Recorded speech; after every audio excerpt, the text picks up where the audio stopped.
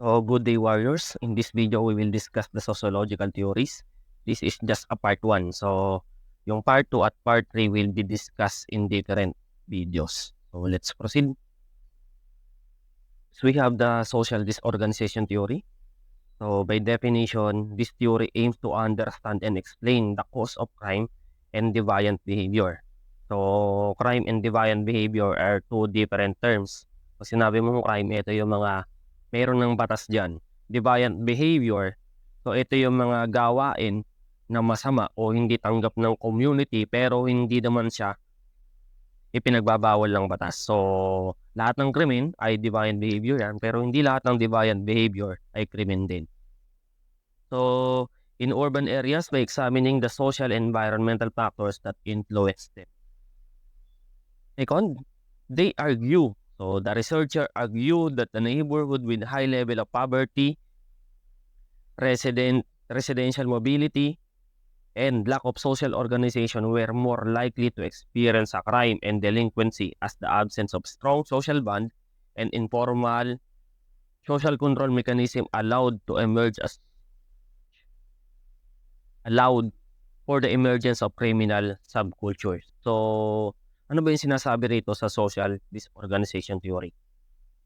Sinasabi lang naman dito sa social disorganization theory, yung mga community na may mahinang koneksyon o social bond. So, sa Tagalog, ito yung tinatawag nating pagkakasundo-sundo, pakikiisa, or pagiging, ano ba sa ibang term yun? So, yung tinatawag nating bayanihan. Pagka yung mga terms na yun ay absent sa isang community, mas mataas daw yung tendency niya na magkaroon ng mas mataas na krimen o crime rate. Kumpara ron sa mga taong nagkakasundo-sundo, may social bond, at saka nagtutulong-tulungan. Bakit? Example, yung isang bakuran, wala siyang bakod, o yung isang komunidad, wala siyang bakuran. Hindi siya nababakuran. Ibig sabihin, yung bawat bahay ay walang bakod, gano'n. Then, nagkaroon ng pagnanakaw doon. So, sa isang community na mayroong mataas na social bond o pagkakasundo-sundo, so lahat sila may pakialam sa isa't isa. So, ang tendency niyan, lahat sila magtutulungan para sugpuin yung krimen na nangyari doon. So, kung isa na nakawan, yung iba doon magsusumbong. Or kung hindi nila kayang pigilan, magsusumbong yan sa otoridad. Samantala, doon sa mga lugar na walang strong social bond, wala silang pakialam. Kung yung isa na nakawan, ano naman, basta hindi kami epektado, wala kaming pakialam sa'yo. That is the concept of social disorganization theory. So, mas mababa yung social bond, mas mataas yung tendency na magkaroon ng mas mataas na crime rate. So, we have the concentric zone theory. So, concentric zone theory noted that the distinct ecological areas had developed comprising a series of 5 concentric circles or zones, and that there were stable and significant difference in interzones crime rates. The areas of heaviest concentration of crime appeared to be in transitional inner city zones, where large number of foreign-born citizens had settled. The zone farther from the city center had lower crime rates shown, and McCain's assumption is that even though the crime rates changed, they found that the highest rate were always in the central city and transitional areas. So, sa concentric zone theory, sinasabi lang naman dito na mas malapit ka sa central business district or sa mismong center ng city kung saan may mga trabaho, ay mas mataas yung crime rate. So, mas malayo ka ron, mas mababa yung crime rate. Bakit ba ganon? So, siyempre, sa central business district o sa mismong kabayanan ng isang lugar, nandyan yung mga trabaho. Nandyan yung pinaka-busy na lugar. Diyan yung pinaka-busy na lugar, nandyan yung mga trabaho, nandyan lahat ng businessman, lahat ng namimili, nandyan. Lahat ng taong mapepera, nandyan. So, lahat ng krimen, nandyan din. So, mas mataas yung krimen dyan kumpara dito sa mga lugar na malayo sa business. So, yun ang sinasabi sa concentric zone theory. Mas malapit nga sa business center, mas mataas yung crime rate. Mas malayo doon, mas mababa.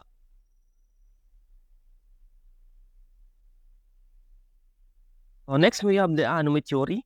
Anomy theory was developed by David Emil Durkheim. A French sociologist introduced the term anomy, which derived from the Greek word nomos, which means without norms. So, ano ba yung norms ulit? What is social norms? Social norms, ito yung mga bagay na tinatanggap ng nakararami sa isang lipunan. That is social norms. So, according to Durkheim, an anomic society is one which rules of behavior have broken down or become inappropriate or inoperative during the period of rapid social changes or social crisis such as war or famine. So, sinasabi ni Durkheim na nawawala yung mga social norms pagka nagkaroon ng rapid social changes o yung biglaang pagbabago sa isang lipunan. Maaaring ito ay dulot ng isang kaguluhan katulad ng giyera. So, tulad ng nangyari sa Marawi. Sa yung binagyo sa Gawing Visayas. So, nung bumagyo ron, bigla na lang lahat biktima, pati yung local government biktima. So, wala nang government na nagbabantay. So, ang nangyari, kailangan ng kumain ng mga tao, wala na silang choice. Nagkaroon ng maramihang looting activities. Ano yon? Yung bigla na lang nilang sa pilitang binuksan yung mga supermarket, yung mga tindahan para lang mag-survive. So, wala na silang pakialam sa mga rules na inilatag ng government. So, that is example of social changes. So, tulad ng example, gera din. Pagka sa Pilipinas, wala namang masyadong kaguluhan na kasing lala ng gera. Pero, example sa ibang bansa, so, nagkaroon ng gera. So, yung mga tao nag-survive doon, wala silang ibang choice kundi mag-survive.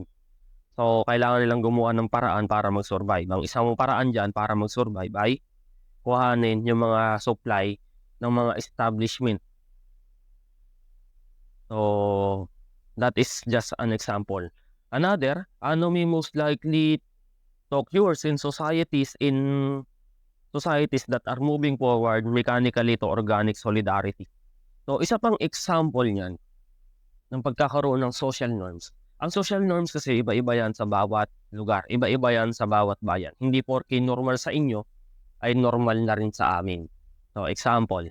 So, sa ibang bahay, pagka kumain ka raw, nakikain ka sa ibang bahay dahil inimbita ka ron, for example, or naging bisita ka ron, for example, ang rule ng ibang bahay dapat, at least naman daw, bumawi ka. Mag-uro ka man lang doon o maglinis ka ng pinggan, that is example. So, sa iba yon. Sa ibang bahay naman, hindi ganon. Tulad sa amin, for example, pag bisita ka sa amin, kahit na kumain ka ron, hindi ka po pwedeng gumawa ng gawaing bahay. Wala kang po pwedeng gawin. So mapapagalitan yung taong nag-imbita sa'yo doon sa bahay na yon kung ikaw ay gagawa ng gawaing bahay. Kasi para sa kanila, bisita ka ron. So, magkaiba ang social norm sa bawat lugar. So, kung isang taong sanay doon sa social norm na ganon, example doon sa bahay na dapat bisitang-bisita ka talaga na ituring, kung nanggaling ka ron sa lugar na ang practice pagka nakikain kayo kailangan mong gumante sa pamamagitan ng paghuhugas ng pinggan. Nalipat ka ron sa lugar na iba ang trato sa mga bisita. So, maaari kang makakomit ng deviant or maaari kang makagawa ng deviant behavior nang hindi mo alam. So, hindi mo alam, nagkakasala ka na pala. So, that is example of anomy theory. So, another example. So, ito, fictional example na to. Example, isang lugar na ipinagbabawal yung pangit. So, ikaw, pangit ka. Then, lumipat ka sa lugar na yun. Hindi mo naman alam na bawal dun yun. Kasi wala namang batas na nagsasabing bawal. Pero, hindi nila tinatanggap yung pangit dun. Then, paglipat mo ron, bawal ka na. So, ano gagawin mo? Hindi mo alam na nagkakasala ka na pala. That is a theory of anomy. So, sinasabi lang naman dyan na dapat meron tayong isang standard rule na imposible nating magawa, sinusubukan naman natin. So, sa pamamagitan ng pagki-criminalize ng iba't ibang behavior. Pero may mga behavior na hindi sapat para i-criminalize. So, meron pa rin tayong mga deviant behavior na natatawag.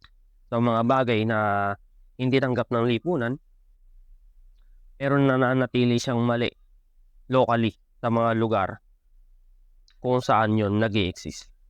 So, hindi tayo pare-parehas na mga ganon. Kahit nga sa Pilipinas, may mga lugar na bawal to, may mga lugar na hindi. May mga barangay na ganito yung practice, may mga barangay na hindi.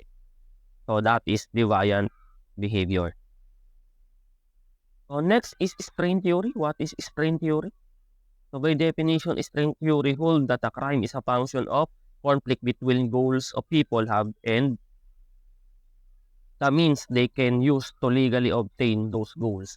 So, sabi dyan, ang krimen daw ay function o bunga ng isang conflict ng pangarap ng isang tao.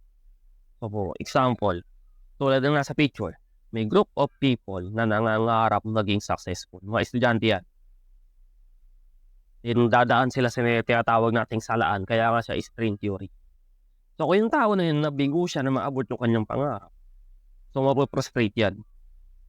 So, iisipin yan, kailangan kong gumawa ng paraan para marating ko pa rin yung pangarap. So, maaaring nasala siya dahil sa bagsak na grades, ano ba, financial problem. So, maraming paraan, maraming factor na po pwedeng makapigil sa kanya para maabot niya yung kanyang pangarap. So, yung mga kasamahan niya, naabot na yung pangarap. So, siya hindi. Napigil siya ng kanyang salaan. No, maaaring iba't ibang dahilan yan, sabi ko.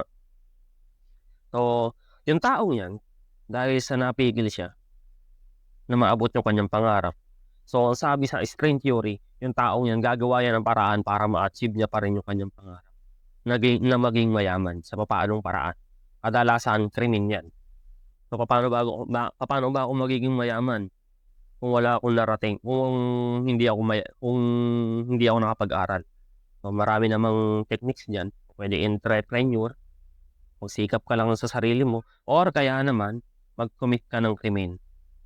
So, benta ka ng drugs, mag-hold up ka hanggang sa ma-achieve mo yung tamang yaman na gusto mo.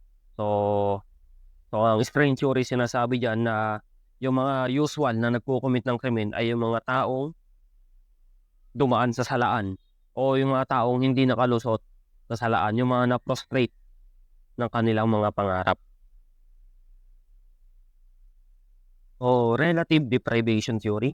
So, ano ba yung sinasabi na sa relative deprivation theory? This theory clearly emphasizes that the sharp division between the rich and the poor creates an atmosphere of envy and mistrust. Criminal motivation is fueled by both perceived humiliation and the perceived right to humiliate a victim in return. Accordingly, the lower class people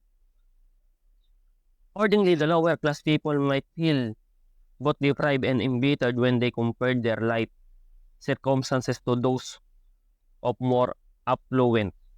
The constant frustration suffered by deprived individuals become more economic status may lead to aggression and hostility and may result to violence and crime. So, ano ba yung sinasabi rito?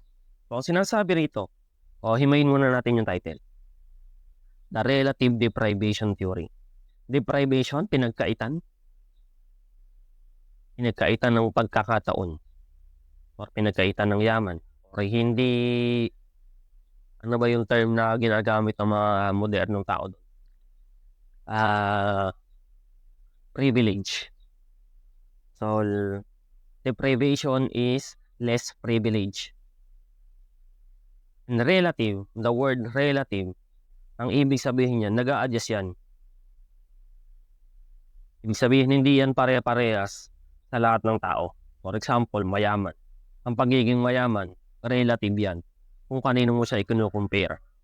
So, maaaring mas mayaman ka kaysa kay Pedro, pero mas mahirap ka naman kung ikukumpara mo kay Juan. That is relative. Ibig sabihin, hindi siya standard definition. So, sa relative deprivation theory, ang sinasabi dyan, yung mga tao na mas may privilege kaysa sa'yo, example, yung mga sila Henry C, yung mga may-ari ng SM, o kaya yung kaklase mo na rich kid, yung mga may mas privilege kaysa sa'yo, may tendency kang mainggit sa kanila kahit na may mga bagay ka naman na meron na essential para sa survival mo. Example, may libro, may baon ka naman, may pamasahe ka, may pangkain. So, nabubuhay ka naman araw-araw, kumakain ka naman 3 times a day. Pero dahil ikinumpara mo yung buhay mo kay Pedro, na mas mayaman, may kotse, ano pa, may iPhone 15, naka-wifi yung bahay, 4th floor, may swimming pool sa taas. So, dahil ikinumpare mo yung sarili mo sa kanya, feeling mo mahirap ka na. So, ano yung pupuwedeng maging resulta ng pakiramdam mo na yun? So, ang tawag dun sa Tagalog ay inggit. So, pupuwede kang magkaroon ng violence. So, dahil pakiramdam mo, dahil sa inggit, pupuwede kang maka-commit ng pagnanakaw. So, ay kailangan ko ng gano'n, kailangan meron din ako ng iPhone 15. So, ang gagawin mo, pupuwede kang mag-commit ng krimen para ma-achieve mo yung pangarap mong buhay dahil kinumpara mo yung buhay mo kay Pedro na mas mayaman kaysa sa'yo. Gusto mo gano'n din yung buhay mo. So, gagawa ka ng paraan kung papaano mo siya ma-achieve. At kadalasan, krimen 'yan. Kung gusto mong mabilisan, krimen 'yan. Tulad ng pagnanakaw, pangho-hold up, so pananakit ng iba para makakuha yung kanilang gamit. That is the concept of relative deprivation theory. So, yung mga taong deprived ng privilege ay may tendency na mag-commit ng violence and crime laban sa iba para lang ma-achieve nila yung pinapangarap nilang buhay. So, this is the end of part 1, I think. So, yung other theories ay mapapanood natin sa video na gagawin ng ating ibang instructor. So, thank you and good day, everyone. Good luck. Good day, criminology warriors. So today we were going to discuss some theories under the social process. It is one of the subfields of sociological theory. So we have already learned some theories, and here is just a continuation to that. So the first is the general strain theory. And sa general strain theory, ano po ang kaibahan nito sa strain theory? Sa strain theory po, meron po itong tinatawag na specific goals. So, nakapag yung specific goals mo na yan, hindi mo nakamit at na-block yun, okay? It will result to frustration, anger, and so on, na kung saan makakakommit or magkaka-develop ang tao ng deviant behavior. Dito po sa general strain theory, wala pong specific na goal na sinasabi. Okay? Sinasabi lang po dito na the criminality is the direct result of negative affective states. Okay? Here is the illustration.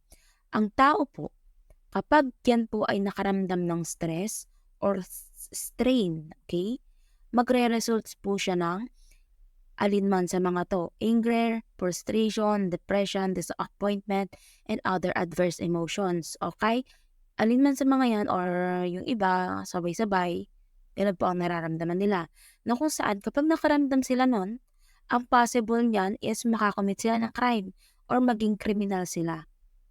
Okay, so here are the sources of strain as you can see on the left side. Unang-una po dyan is failure to achieve goals. Ayan. Ano bang nangyayari dito? Na-block yung goal mo, hindi mo nakamit or hindi mo nakuha yung gusto mo. It is one of the sources of strain na kung saan magre-result ng alinman dito. Sa mga to, anger, frustration, depression, and so on. Okay, meron pa tayong tinatawag na dysfunctions of expectation. Ano bang nangyayari dito? For example, akala mo siya na makakasama mo habang buhay, nag-expect ka. Okay? Hindi pala. Okay?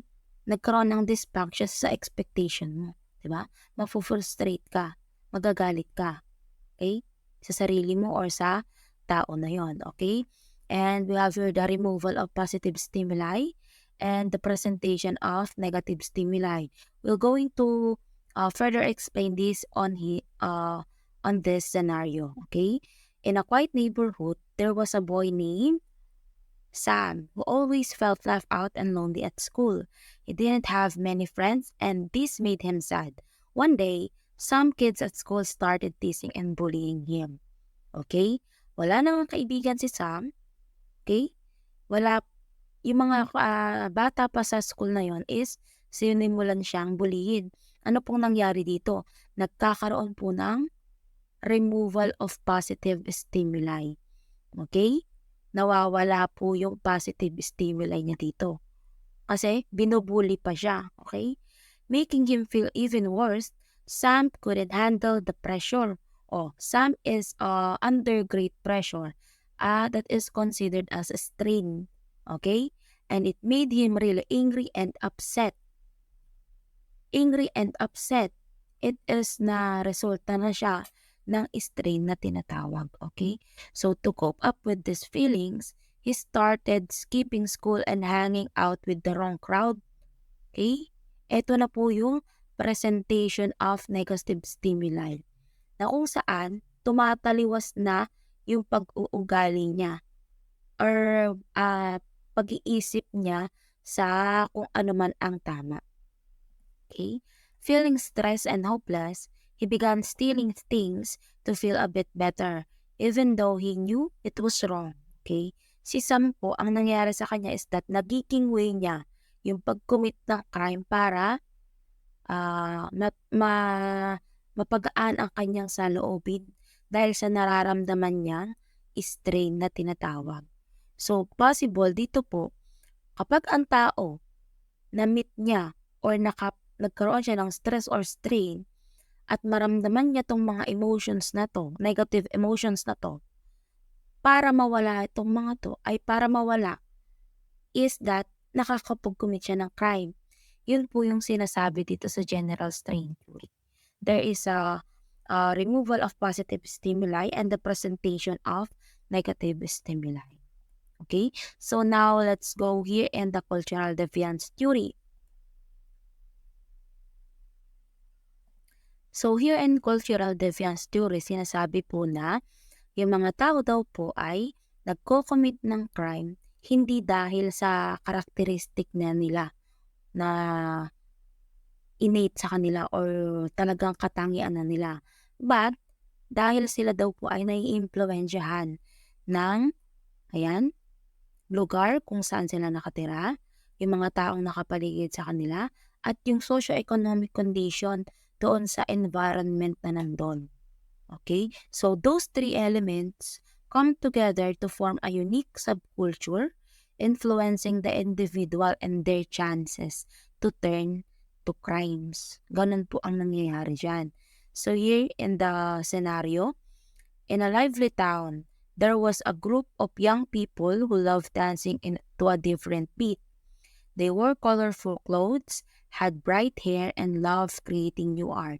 Even though the older people in the town didn't understand their style, these young folks felt proud of their unique way of living. They didn't follow the usual rules. Instead, they made their own, celebrating creativity and self-expression. This made them stand out and sometimes be seen as different or even strange by the rest of the town. The way they dressed, they talked, okay, and and live was their form of cultural deviance, showing how different groups can create their own way of life outside of what is considered normal in society. So ayan, in the simplest manner, ang nangyari dito is that kung hindi sila makakonform doon sa gusto ng karamihan or considered norms ng karamihan, ang nangyayari is that sila ay gumagawa ng way para sila ay mas makita. Makita kasi hindi sanay yung mga matatanda, 'di ba? Mga oldies kasi hindi sila sanay na ganun yung behavior ng mga kabataan. So here sa isang community, kapag may grupo doon na hindi kayang mag-conform or sumunod sa rules, gagawa sila ngayon ng panibagong rules nila na kung saan yung tingin naman ng karamihan ay pagsaway or nagiging deviant ang kanilang way. Kaya po parang sila ay may possibility na mag-commit ng crimes. So, that is the cultural deviance theory. Okay? May kultura kayo sa isang community na kung saan kapag may grupo doon na hindi kayang mag-conform sa rules and regulations sa our norms doon sa community na yun, nagfo-form sila ng panibago nilang kultura na kung saan hindi nila ma-feel na sila ay nagko-commit ng mga crimes or other deviance behaviors. Okay? So, let's go now here on the delinquent subculture theory. Yan. Dito naman po sa delinquent subculture theory ayon kay Albert Cohen, okay, meron po tayong tinatawag na status frustration na kung saan yung mga kabataan, okay, lalo na kapag nasa lower class ang kabataan na yun, meron silang goals sa buhay nila na kung saan hindi nila makukuha yung goals na yun dahil sa social conditions na meron sila. Or sila ay dahil mahirap ang magulang nila, okay? Nakatira sila sa slums areas o sa tinatawag nating squatter areas. Ayan. Yan. So, for example na lang, ang isang bata, meron niyang life goal sa kanyang buhay. Okay? Laking hirap siya, may life goal, may goals siya sa buhay niya. Tapos, hindi niya ma-achieve yung goals na yon dahil sila ay mahirap. Okay? And because of social conditions make them incapable of achieving success legitimately, lower class youths experience a form of culture conflict that Cohen levels as status frustration. Okay? Okay? For example, gusto kong maging doktor, kaso hindi ko makakamit yung pagiging doktor ko kasi mahirap lang kami. Okay? Hindi kaya ng magulang kong pag-aralin ako na mag-medicine kasi mahirap lang kami. Okay? Nagkakaroon ng status frustration na kung saan hindi niya ma-achieve yung pagiging doktor niya. Anong gagawin niya na? Hindi siya magtutuloy mag-aral, magiging delinquent siya. Okay? Magre-rebelde siya. Na kung saan kapag nagrebelde ang isang bata, possibility na makapag-commit siya ng crime. Okay? So here, meron tayong scenario pa. In a big city, there were some young kids who didn't have many opportunities or good role models around them.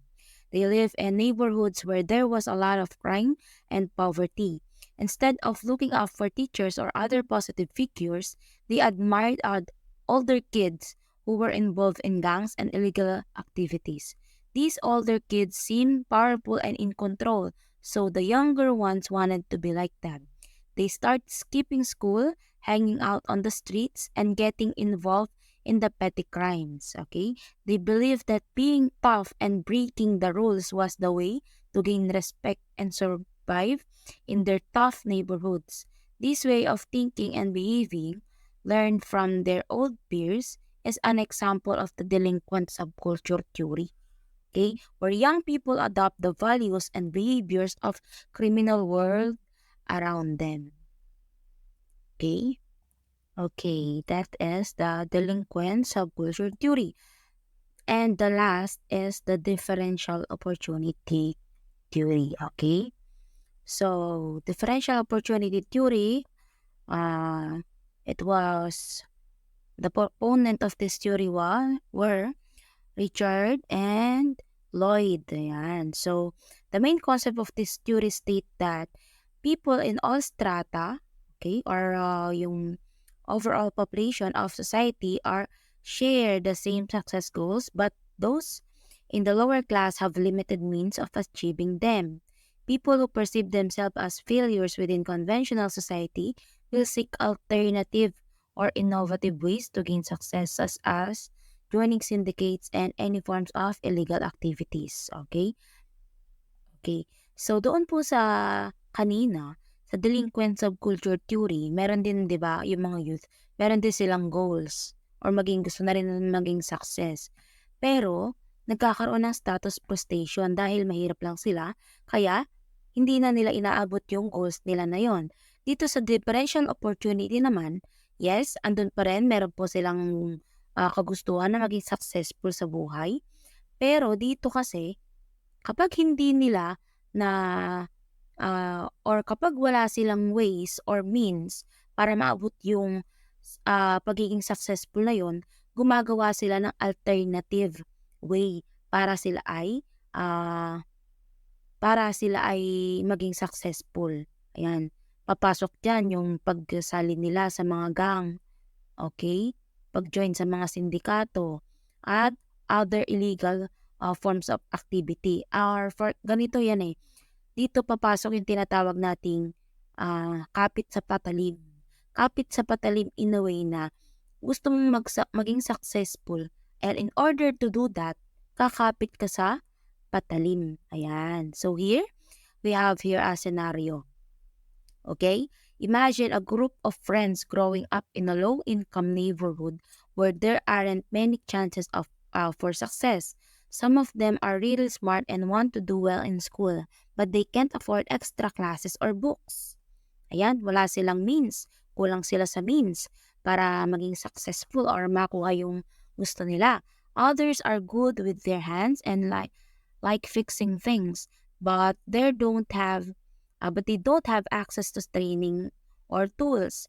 One day, they see some older kids making money by selling illegal things, and they think it's a way to escape poverty. So they join in and start doing those things too. Okay? Nakita nila na sila pala nagiging mayaman din kasi gumagawa sila or nagbebenta sila ng illegal drugs. Why not gawin din natin? Kakapit na sila sa patalim ngayon, okay? This is like the differential opportunity theory where people in tough situations might turn to legal or illegal activities based on the opportunities available to them. It's not just about being good or bad, it's about the chances they have to make a better life for themselves. Okay? Wala na silang pakialam kung tama ba or mali ang gagawin nila. Ang mahalaga lang is that makakuha sila ng other means para maging successful or kumita sila ng pera. Okay? It is about the chances they have to make a better life for themselves. Yan, kumakapit sila sa patalim. So, I hope that you have understand our discussion, and thank you for listening. Good luck, warriors!